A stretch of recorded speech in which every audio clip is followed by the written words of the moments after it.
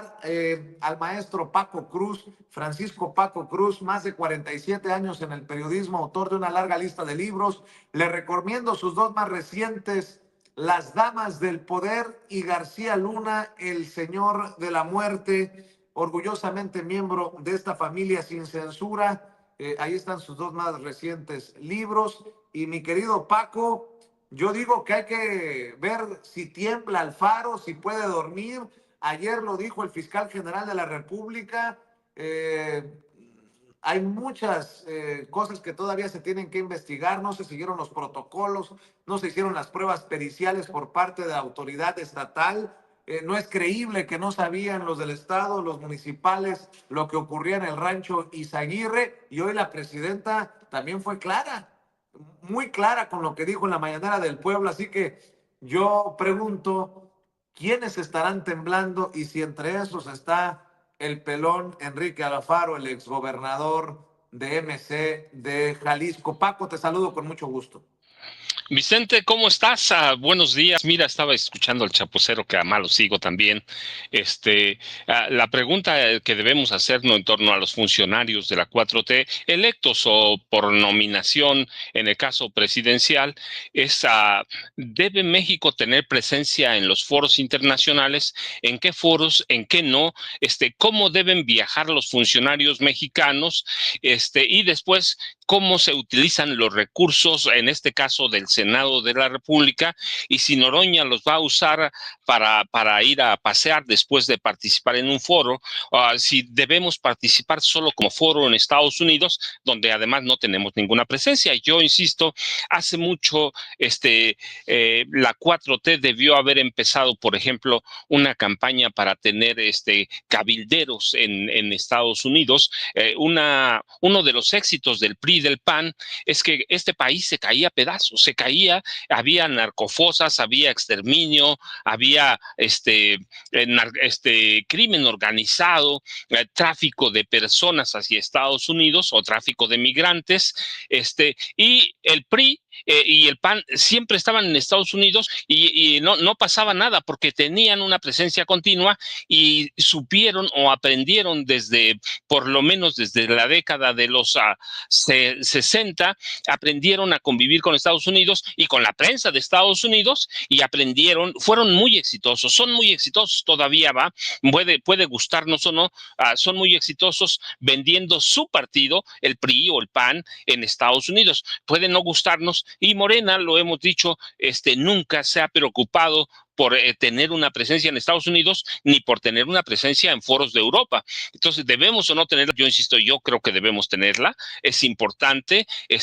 Podemos condenar a Israel por lo que tú quieras, por todo, por el genocidio, por el uso de armas que le entrega a Estados Unidos, su desarrollo, aplastar no solo a los palestinos, sino a otros pueblos vecinos, pero su cabildeo ha sido muy exitoso en Estados Unidos. Es tanto que el presidente Donald Trump sigue la política o es un juguete de Benjamín Netanyahu. Podemos aducir cualquier cosa, pero han sido muy exitosos. Entonces, la cuestión es que yo creo que debemos tener presencia en los foros internacionales, incluido Estados Unidos sobre todo. Pero después tenemos que ver cómo se gastan los recursos, porque también hay peligros de corrupción en la 4T. Mira, nada más hay que ver el caso de Birmex, 13,000 millones de pesos de sobrecostos. Se detectó a tiempo, pero también en Morena hay peligros de corrupción abierta, latente. Está el caso de Segalmex en el gobierno de Andrés Manuel López Obrador. Hoy tenemos el caso de Birmex. Entonces tenemos que cuidar los recursos de todos lados. ¿Por qué? Porque también la corrupción es una tentación para mucha gente de Morena. Y te digo, el caso de Birmex ahora, que Raquel Buenrostro, quien haya sido, lo detectaron muy a tiempo, lo dieron a conocer muy bien, pero ¿qué presencia debemos tener en los foros internacionales? Y debe o no hacerse hoy escuchar la voz de México. Al presidente López Obrador no le gustaba, pero una cosa es que no le guste, no le hubiera gustado, y otra cosa es que México no deba tener presencia en esos foros. Y lo otro, pues cuidar los recursos y cómo se gastan, incluido en las manos de Noroña, Vicente. Así es, pero como no sabemos todavía quién se gastó, cómo se financió, yo me esperaría en ese tema, mi querido Paco. Lo que anda con todo es que hay periodistas a los que se les va a dar acceso al rancho Izaguirre. Yo decidí no ir, Paco. No soy, ¿cómo dicen? No, tengo miedo, pero no soy cobarde. Eso de que la Fiscalía del Estado de Jalisco esté metida también en este recorrido que se va a hacer al rancho Izaguirre, en donde dice el fiscal general de la República, no hay pruebas contundentes de que había un campo de exterminio, de que podría haberse tratado, sí, de un campo de entrenamiento del crimen organizado, ahí donde muchos le han dado vuelo a las fotografías de zapatos, de ropa, que podría terminar siendo de personas entrenadas como sicarios y que después fueron uniformados para pasar a las filas del crimen organizado. Pues ese es el tema, mi querido Paco. ¿Quién va a caer? ¿Qué está detrás? ¿Qué mano está detrás de todo esto? Si la de Enrique Alfaro, si la de Pablo Lemos. Hoy la presidenta fue cara. Lo que dijo ayer el fiscal lo platicábamos, durísimo. Y me parece muy timorata, con mucho respeto lo digo, la respuesta con un video ahí pedorro que ya pusimos del fiscal del estado de Jalisco, que seguramente está con la cola entre las patas, como decimos en el barrio, Paco. A ver, Vicente, mira, vamos a separar primero. Ya probada la existencia de un campo del cártel, y digo abierto, del cártel Jalisco Nueva Generación, está aprobada. Es un campo de reclutamiento, también está aprobado. Es un campo en el que se incineraron o no, o hubo exterminio. En algún momento, yo insisto, desde 1984 hay elementos de prueba para afirmar que el PRI y el PAN permitieron ese tipo de excesos. Y eh, Jalisco es uno de ellos. Jalisco es uno de esos casos en el que, en este caso, el gobernador del estado, quien haya sido primero Alfaro, claramente, ya lo hemos dicho, Aristóteles Sandoval también, Emilio González del PAN, uno del PRI, Emilio González del PAN, Aristóteles Sandoval del PRI, Alfaro de Movimiento Ciudadano, sí, claro, hay colusión con el narcotráfico, sí, todos con el cártel Jalisco Nueva Generación. Recuerda, lo comentamos aquí en agosto de 2012, por órdenes de Felipe Calderón y Genaro García Luna, que estaban a distancia, se ordenó la liberación de Nemesio Oseguera Cervantes. La Marina lo había capturado, le dieron conocimiento al presidente de la República y tratándose del Mencho, ellos habían creado el cártel Jalisco Nueva Generación.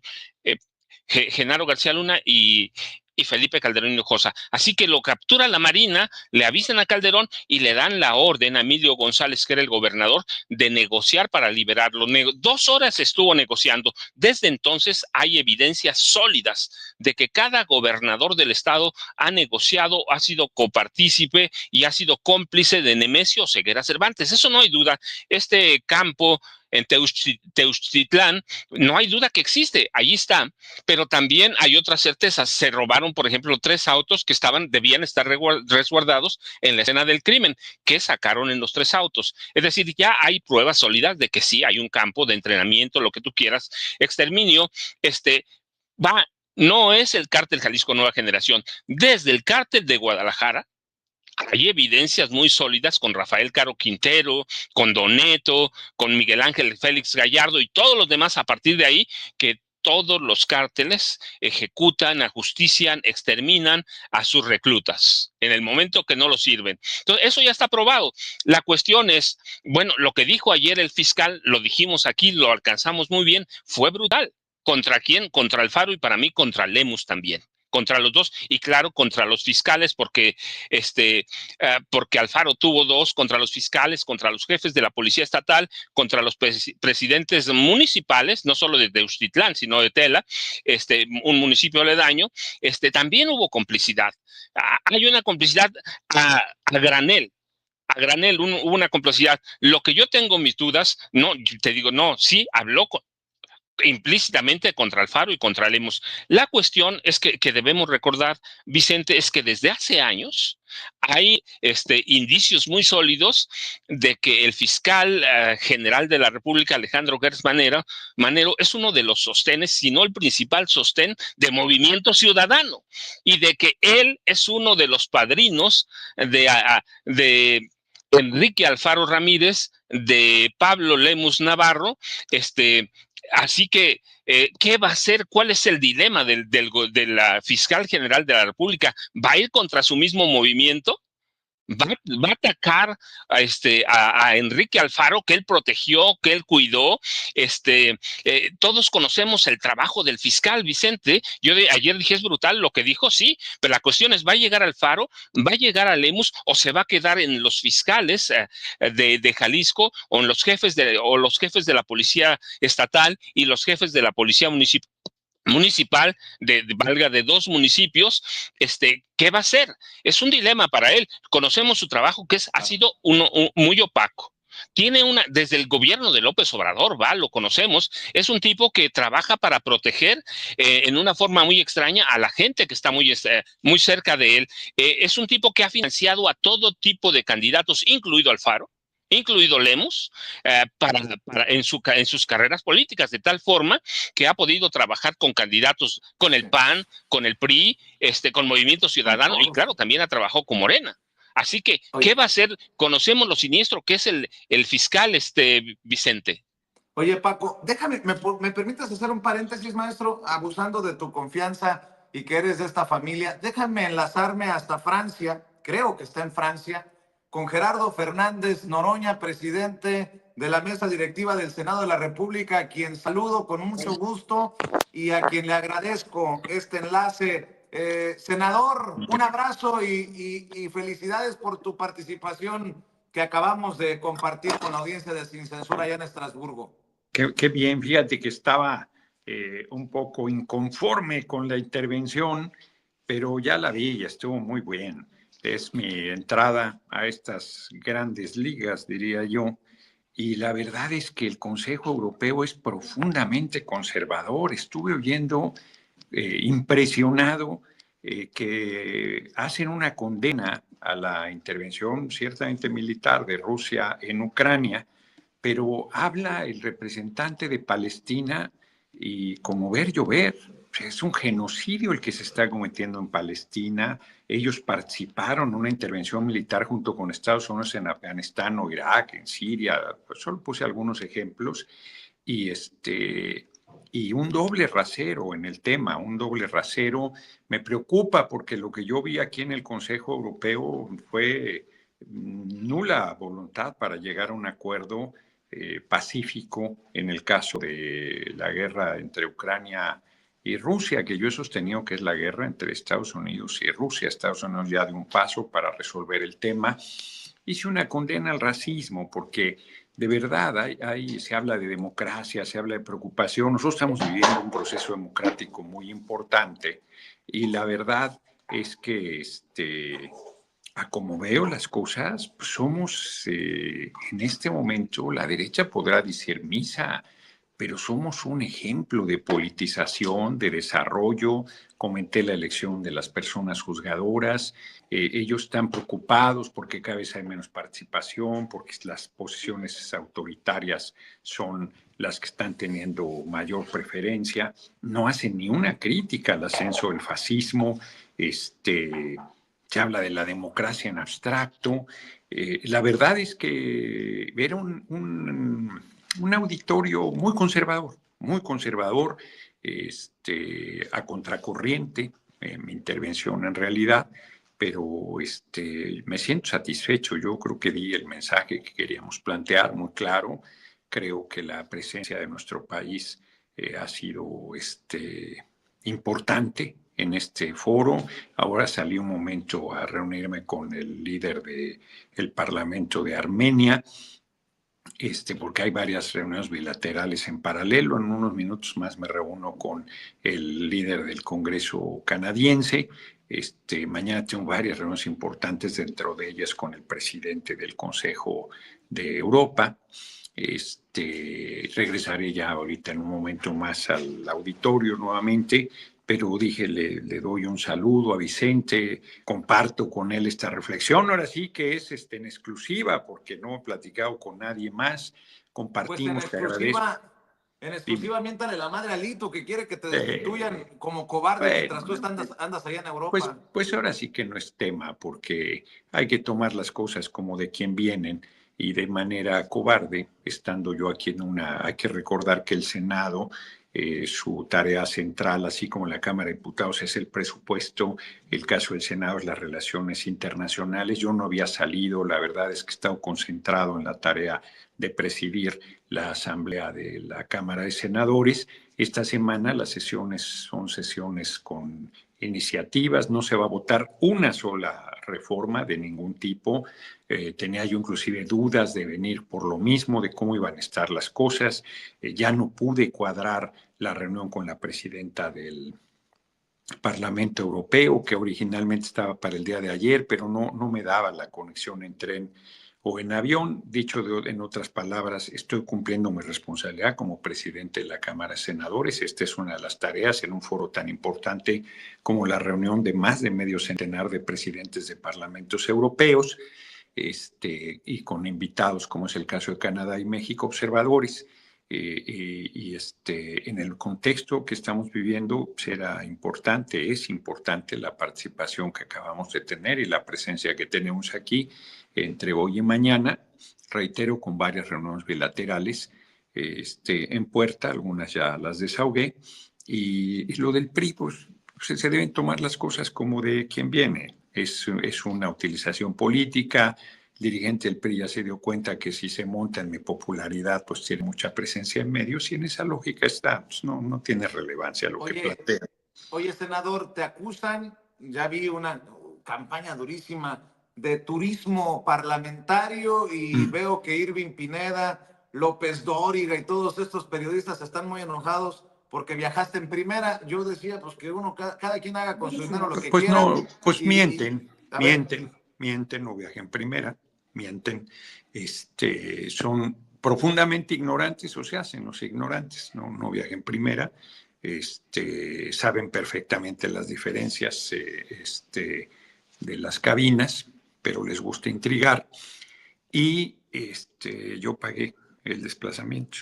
O sea, a mí me dieron el monto equivalente a la cabina turista y yo pagué el desplazamiento. Entonces, pero insisto, pues si hacer turismo es fijar la posición que hago hacia allá, porque allá está el pleno. Lo que acabo de hacer, ellos no lo han hecho nunca. Ellos vienen aquí a ponerse de tapete, a dar, a respaldar las posiciones. Insisto, son posiciones muy conservadoras aquí del Consejo de Europa y yo hice un planteamiento muy claro de compromiso con nuestro pueblo y con los pueblos del mundo, con las libertades, con el desarrollo donde el ser humano sea lo fundamental. Entonces pueden decir misa, es mi segunda salida, insisto, me regreso el domingo, me decían, no voy a decir quién, pero que qué lugares iba a visitar, no iba a visitar nada, o sea, no, es una zona que al parecer es muy bella aquí, Estrasburgo, la región en general. Yo pues vine a lo que estoy atendiendo y me regreso el domingo. Mañana termina la tarea aquí. El sábado viajo a París, que es por donde vuelo. El sábado en la tarde estaré allá y el domingo me regreso. O sea, no. Además, yo he viajado, lo digo sin arrogancia, he viajado bastante por el mundo. No necesito de una comisión oficial para conocer. Yo tengo condiciones para viajar con mis recursos. Y lo hago cuando tengo días de descanso. oye, ¿qué te pareció lo que dijo el fiscal general de la República? Durísima la conferencia de ayer y que Mm. se ponga a temblar el pelón de Alfaro, que seguramente también a lo mejor anda por allá en Europa. También te agarraron por ciertos comentarios. Te traen también de encargo en esta campaña negra que ha Pues exhibido mira, la doctora Claudia Sheinbaum. pues han golpeado o intentado golpear a la compañera presidenta Claudia Sheinbaum Pardo, se han montado en el dolor y sufrimiento de las familias que tienen a un ser querido desaparecido y han tergiversado las cosas que se han planteado. Nosotros siempre hemos sido solidarios, siempre hemos sido empáticos y la verdad es que ellos quisieron, bueno, hablan del Auschwitz mexicano, que es una temeridad. En los campos de exterminio de nazis, pues murieron cerca de 15 millones de personas asesinadas, 7 millones judíos, 8 millones comunistas, gente de izquierda, resistentes, gitanos, gente con un problema de alguna discapacidad, y que comparen ese tipo de cosas. Ha sido una cosa torcida, ha sido usar el dolor y el sufrimiento de gente que tiene, efectivamente, personas que tienen a un ser querido desaparecido, y son canallas, hombre. Simplemente escucha quiénes son los que están en la crítica fundamental, gente del PRI, del PAN, que siempre les ha importado nada el sufrimiento del pueblo, que son responsables. El PRI durante décadas reprimió al pueblo de México, el 2 de octubre del 68, el 10 de junio del 71, desapariciones forzadas, asesinatos, encarcelamientos, masacres, cualquier cantidad podría yo aquí mencionar. Y los gobiernos, el cabeza hueca de Fox y el del usurpador de Calderón, ni se diga. Entonces, nunca verdaderamente han estado del lado del pueblo y ahora hipócritamente se plantean en esa condición. Su amor no es sincero, la gente lo sabe. Y han buscado pues, golpearnos con eso a mí, pero ni se diga, traernos campañones, lleva ya es la segunda semana de golpeteo en mi contra, pero me hacen lo que el viento a Juárez. Mientras nuestro pueblo esté muy politizado, francamente, de sus campañas de intriga, hago manojos, no me preocupan absolutamente nada. En todo caso, lamento que haya madres de buscadoras que hayan dado por buenas las formas de tergiversación de lo que dije, que han dado por buenos videos editados y que hayan salido lastimadas, porque nosotros somos empáticos con el sufrimiento de nuestro pueblo. Pero mira, inclusive han criticado el que yo diga, porque es así, que la desaparición forzada y la desaparición son cosas diferentes de fondo importantes, porque no es lo mismo que te desaparezca un gobierno, donde si es el gobierno el que hizo la desaparición, las posibilidades de que la verdad salga a la luz, ahí está el caso de los 43 normalistas de Ayotzinapa, es muy difícil, a que te desaparezca un particular, sea el crimen organizado, que es terrible, y que la autoridad, en este caso nuestro gobierno, está comprometida a esclarecer la verdad y a que no haya impunidad. Entonces, hasta ese tipo de precisiones han sido canallas en las campañas para el golpeteo, pero la verdad va saliendo a la luz, porque como lo comentabas, el fiscal general de la República demostró la falta de seriedad de la Fiscalía de Jalisco, y hasta este momento, seguro van a querer tergiversarlo, pero hasta este momento no se acredita que haya sido un campo de exterminio el rancho donde están haciendo las investigaciones. La investigación continúa y la verdad completa saldrá a la luz y no quedará impune ningún ilícito que se haya cometido en ese espacio. Te iba a poner el audio de López Dóriga burlándose de ti en su programa, hablando de amigos y traiciones. No, hombre, ¿para qué le das? ¿Para qué le das espacio a semejante personaje? Mire, López Dóriga, Loret, Lozano, la dirigencia del PRI, algunos voceros del PAN. Puedo seguir, hombre, creo que Ciro también. O sea, pues son los mismos de siempre, los intrigantes, los que están rabiosos por la profunda transformación que se está haciendo en el país y porque esa transformación implica que dejen de caer millones de publicidad, de dinero público en sus manos. Las cosas hay que decirlas como son. Así es que López Dóriga puede decir lo que quiera, ni siquiera le pido derecho de réplica. No vale la pena que siga ahogándose en su veneno, que siga diciendo lo que quiera. Yo tengo mi espacio diario para estar comentando y ahí se desbaratan todas estas intrigas. Oye, Gerardo, ¿por qué no cerramos, senador? El senador Gerardo Fernández Noroña, presidente de la mesa directiva del Senado de la República, con tu reflexión. ¿Por qué es tan importante salir a estos foros, a estos espacios, a dar una contranarrativa, decía yo, de lo que publican medios como El País de España o el New York Times? Claro, pues ya lo estás adelantando, pero te digo, es un espacio muy conservador y están hablando, toda la mañana hablaron en lo que lleva de la tarde, aquí ya son las 5 de la tarde, de su preocupación sobre que la democracia está en peligro. Y en México la democracia está floreciente como nunca, floreciendo como nunca, y dicen que es autoritario y hay campañas de lodo y de denuesto y de intriga, narco presidenta, narco candidata, narco presidente, narco Morena, son infames, verdaderamente. Entonces, aquí en Europa tienen un problema con la fragilidad de sus democracias por cómo han venido desarrollándose, y nosotros que tenemos un momento floreciente, pues, pretenden algunos cuestionar y decir que en otros lados, pues resulta que México es ejemplo para el mundo en este momento de cómo ir fortaleciendo la participación del pueblo. Digan misa.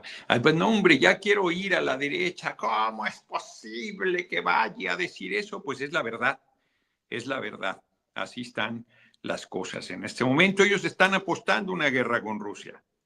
Están apostando a una guerra con Rusia. No pueden resolver de manera con diálogo, con comunicación, con respeto, un diferendo. Y nosotros estamos haciendo una revolución sin violencia. Que cada quien tome sus propias conclusiones. Pues, senador, te mando un abrazo y te agradezco este enlace desde Francia para Sin Censura. Cuídate mucho. Abrazo.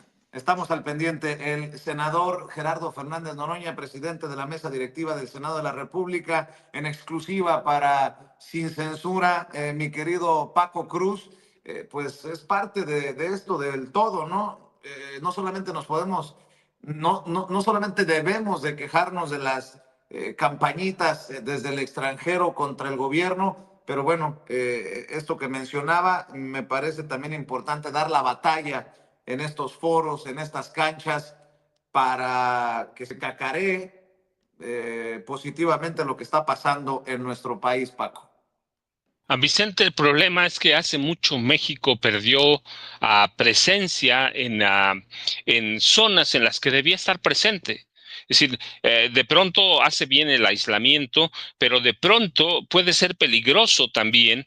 Entonces hay que tener, yo insisto, presencia en todos los foros en los que se pueda, importantes, claro, en los foros importantes en Europa, en Estados Unidos, en América Latina, hay que tenerla. ¿Cómo la vas a tener? Esa es la diferencia. Yo te decía, lo que debemos cuidar es que si hay tentaciones de corrupción en Morena también, y hay que reconocerlo.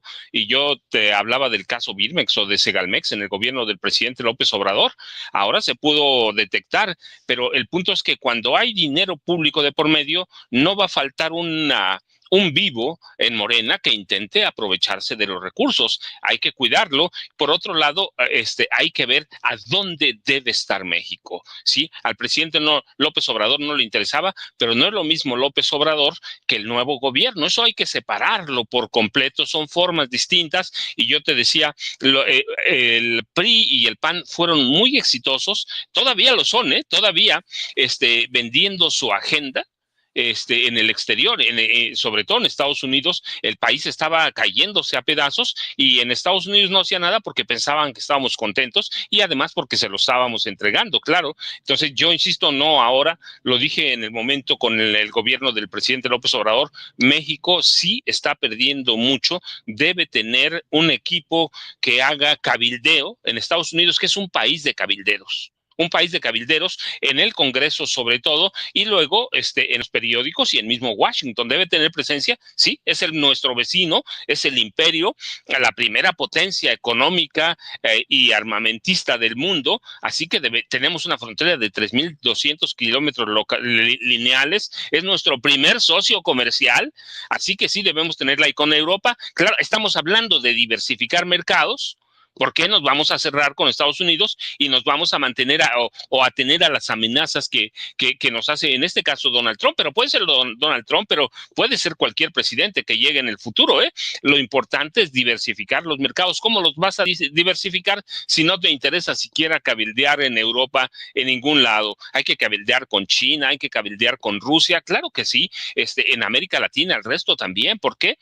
porque hoy el comercio debe ser así. Si seguimos atenidos Estados Unidos, cualquier año nos va a dar un susto como las que ya conocemos. Yo he hablado cuántas crisis tuvimos desde 1954 hasta el gobierno de Enrique Peña Nieto, sí, hasta 2 crisis por gobierno.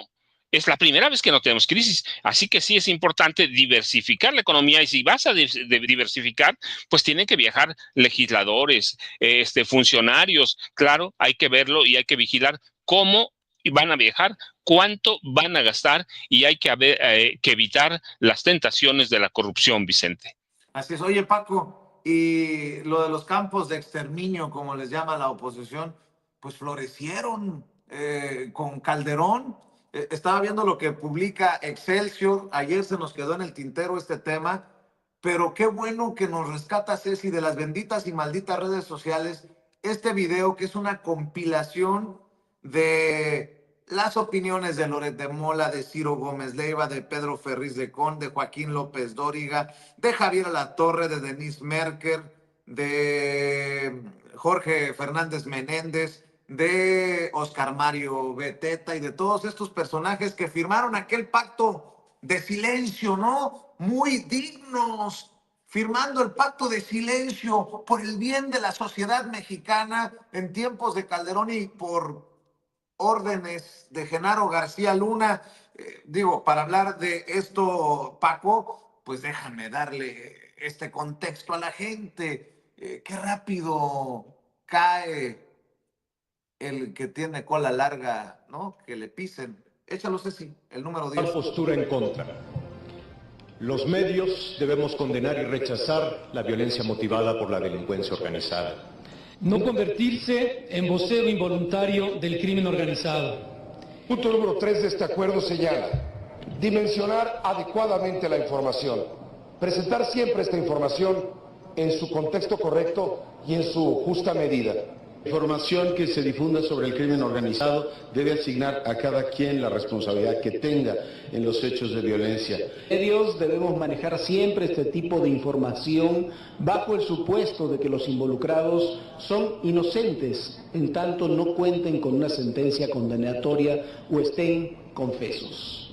La información que los medios de comunicación presentemos debe de respetar como principio los derechos de las víctimas y de los menores que están involucrados en hechos de violencia. Los medios debemos promover que la ciudadanía denuncie a los delincuentes y participe dentro de su ámbito en la prevención del delito y reducción de la violencia.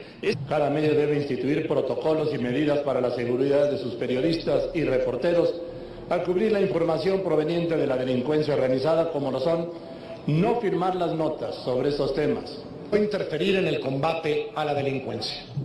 Los medios no debemos difundir información que ponga en riesgo la viabilidad de las acciones y los operativos contra la delincuencia organizada, pero sobre todo aquella que comprometa la vida de quienes combaten a la delincuencia y a sus familias. Este acuerdo cuenta con un amplio respaldo social. Las organizaciones sociales, las instituciones privadas, académicas e individuos que lo suscriben lo hacen en apoyo a una iniciativa de los medios que reconocen como esencial para la efectiva contención de la violencia que genera el crimen organizado. Mi querido Paco, bola de hipócritas. Y ahora algunos de estos andan moviendo lo del video de los supuestos miembros del cártel Jalisco Nueva Generación. También, pues por culpa de ellos, no nos enteramos en su momento que estábamos llenos de campos de exterminio durante el narcogobierno de Calderón. Y digo narcogobierno porque está sentenciado en Estados Unidos su jefe del cártel, iba a decir, no, su secretario de seguridad, su superpolicía, Genaro García Luna, Paco. Vicente, yo lo digo abiertamente, te lo dije desde que nos conocimos la primera vez que me invitaste, el cártel de Los Pinos. Eso teníamos, un cártel del crimen organizado en Los Pinos, pero déjame primero regresar. Aquel encuentro en marzo de 2011, para mí, te lo dije también en su momento, es el encuentro más vergonzoso de los periodistas y del periodismo en México. Fue una reunión para autocensurarse, para no difundir información del crimen organizado y de lo que estaba pasando, condicionar presionar la difusión de información. Eso fue un acto de autocensura puro, ordenado por Genaro García Luna y convocado por Felipe Calderón Hinojosa. Fue un acto con el que Genaro García Luna empezaba una especie de precampaña para buscar la precandidatura presidencial del PAN en 2011. Después habría otros, ya los hemos comentado, por ejemplo, un programa que la misma presidencia pagó, además de los miles de millones de pesos que le entregaba a Televisa y a todos los medios y a los periodistas, un programa especial por el que pagaron 120 millones directos a Televisa, supervisados por Alejandra Sota, que era una de las funcionarias más cercanas a Felipe Calderón, que era el segundo acto de precampaña de Genaro García Luna. Y todos estos periodistas promovieron eso. Todos hemos dado nombres de todos los periodistas, Loret de Mola sobre todo, y Raimundo Riva Palacio, que eran los puntalanzas para abrir la candidatura presidencial de Genaro García Luna. Así que y desde entonces se ocultaba, yo te lo dije ayer o anteayer, en el gobierno de Miguel de la Madrid siempre se autorizó, con el visto bueno del presidente de la República, Miguel de la Madrid Hurtado, se autorizó que los cárteles de la droga, en ese caso, empezaban a llamarse cárteles, fíjate, antes eran solo organizaciones, en los 80 se les empezó a dar la denominación de cárteles como organizaciones criminales, que eso es un cártel, una organización criminal. Se autorizó que el cártel de Guadalajara, pero sobre todo, controlara la contratación o reclutamiento de 10,000 campesinos para un rancho de Rafael Caro Quintero en Chihuahua. Búfalo, que conoces la historia, reclutamiento de 10,000 campesinos de varios estados de la República. Y el campo era controlado por el general Juan Arévalo Gardoqui, que era el secretario de la Defensa Nacional de Miguel de la Madrid Hurtado. Y a partir de ahí, los cárteles, ya con Enrique Peña Nieto, empiezan reclutamiento forzado, o una especie de leva también que hay, que es lo que hacía el porfiriato, levantar a personas y enrolarlas al ejército porfirista, y empiezan también, que ya venía de tiempo, pero ahí se oficializa el exterminio de sicarios y de rivales, y después en el 87 incluso entre cárteles rompen pactos de complicidad y también empiezan a atacar a familiares, pero empieza una serie de campos de concentración, de campos de exterminio, de matanzas gigantescas, y lo ocultan todos los medios hasta llegar al gobierno de Felipe Calderón, que ya no solo hay permiso y negociaciones con los cárteles de la droga, sino que el Estado mismo, el gobierno de Felipe Calderón, crea 2 cárteles. Bueno, dos, pero uno principal. Crea la familia michoacana para crear economías de escala y controlar diversos aspectos del crimen organizado, no necesariamente narcotráfico, como la extorsión a limoneros, aguacateros, el envío o exportación ilegal de acero a China, y el cártel Jalisco Nueva Generación. Ellos lo crean. Y crean y refuerzan el cártel de Sinaloa, y empieza el control del Estado de los cárteles, y hay campos de exterminio para desaparecer, y este país se convierte en una fosa permanente. En todos los estados hay, pero todos los periódicos lo callaban, no todos, había notas, pero eran muy marginales, y este estado se convierte en eso. Y llegamos a Teuchitlán, que es obra ¿de quién? Del PAN, ¿sí? De un gobernador panista, que luego sigue la escuela Enrique Alfaro Ramírez. Es una escuela de Enrique Alfaro Ramírez que él retoma del PAN y del PRI, y pasa a Pablo Lemos. Y lo que esconde es todo eso. Y esa es una tradición que después ahora intenta aprovechar la derecha para endilgársela a la presidenta Claudia Sheinbaum Pardo. Pero es un campo del narcotráfico, controlado por el Partido Acción Nacional primero, luego por el PRI y luego por Enrique Alfaro de Movimiento Ciudadano, y hasta ahí debemos llegar. ¿Cuáles son los planes de la derecha? ¿Qué quiere la derecha? Pues esta guerra sucia para romper el gobierno de Claudia Sheinbaum Pardo. Y después, lo que pasamos, te decía, cuáles son las intenciones verdaderas del fiscal Gertz Manero, que es un fiscal muy oscuro, muy opaco, que siempre ha operado en las sombras. Lo vivimos 6 años con López Obrador. Ciertamente ayer golpea a Enrique Alfaro, golpea a Lemus, a los fiscales, a los jefes de policía. La cuestión es, ¿qué quiere? Y eso tenemos que preguntarnos, ¿qué quiere el procurador Alejandro Gertz Manero? ¿Hacia dónde va? Lo vimos con una agenda personal, lo vimos con una agenda propia. Es un personaje que se mueve como si fuera un mercenario, que se vende a cualquier postor. Yo te decía, hay evidencias hace mucho tiempo de que controla al partido Movimiento Ciudadano, ha vivido y sobrevivido de cobrar a facturas a políticos, sobre todo a los oligarcas. Entonces, lo que debemos ver, ¿qué quiere? ¿Qué nos intentó decir ayer Alejandro Gertz Manero? Ayer ya no hubo tiempo de analizarlo, pero hoy lo podemos analizar.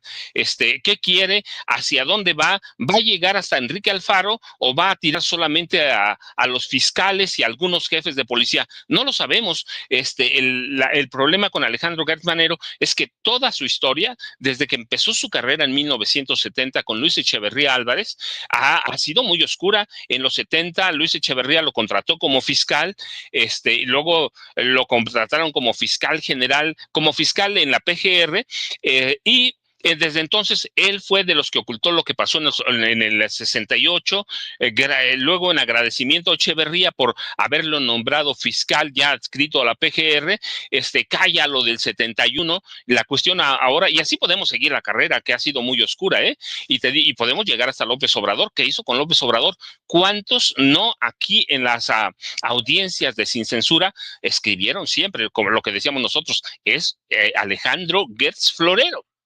Y ahora está trabajando. Eso nos debe preocupar. Qué bueno que lo hizo ayer, y que encamina las baterías a lo que es la verdad, a decir, esto es un problema de Movimiento Ciudadano, de Enrique Alfaro, o de Pablo Lemus Navarro, o de Emilio González del PAN, que es el que negocia la liberación del Mencho. Pero lo que tenemos que preguntarnos, ¿qué quiere? ¿Qué quiere Alejandro Gertz Manero? Recuerda que a él se le atribuye en parte o en mucho la caída del primer círculo de AMLO, de Julio Scherer Ibarra. Si eres un personaje muy oscuro, muy tenebroso, que opera siempre para él, hasta su familia ha sido víctima de él mismo, y protege a la gente que a él le cae bien. Protegió mucho a Rosario Robles Berlanga, la de la estafa maestra, a Emilio Lozoya Austin, a Cabeza de Vaca lo protegió bastante, al exfiscal de Guanajuato, ¿te acuerdas? A Carlos Amarripa Aguirre, él tenía las carpetas de investigación, nunca las movió, así que lo que debemos preguntarnos, ¿qué quiere y hasta dónde va a llegar Alejandro Gertz Manero? Ya lo veremos en los próximos meses, pero para mí lo de ayer sí es un golpe contra Movimiento Ciudadano, contra Enrique Alfaro y contra Pablo Lemus Navarro. La cuestión es qué quiere y hacia dónde va. Y mientras, pues tenemos que ciertamente hay un cónclave de Movimiento Ciudadano en Europa, sobre todo en Rotterdam, a donde está Enrique Alfaro Ramírez. ¿Lo va a llegar? Pues esto lo vamos a ver en los próximos meses, Vicente, una vez que acepten las carpetas de investigación de la Fiscalía del Estado de Jalisco. Los dos más recientes libros del maestro Paco Cruz, Las Damas del Poder y García Luna, El Señor de la Muerte, para que lo siga buscando en sus librerías del barrio, en las tiendas de autoservicio. Y cerremos también con tus redes sociales, querido maestro. Vicente, yo te dejo un abrazote. Recuerda, yo, @Paco Cruz Jiménez en X, antes Twitter, Francisco Cruz Jiménez en Facebook. Nos vemos mañana, Vicente. Muchas gracias, como siempre. Y qué buena la participación del Chapucero. La verdad es que es muy rica, porque yo, como muchos, seguramente soy su seguidor. Así que nos vemos mañana, Vicente. Muchas gracias. Te mando un abrazo, mi querido Paco. Le voy a pedir que me aguante en el sistema Eduardo Esquivel.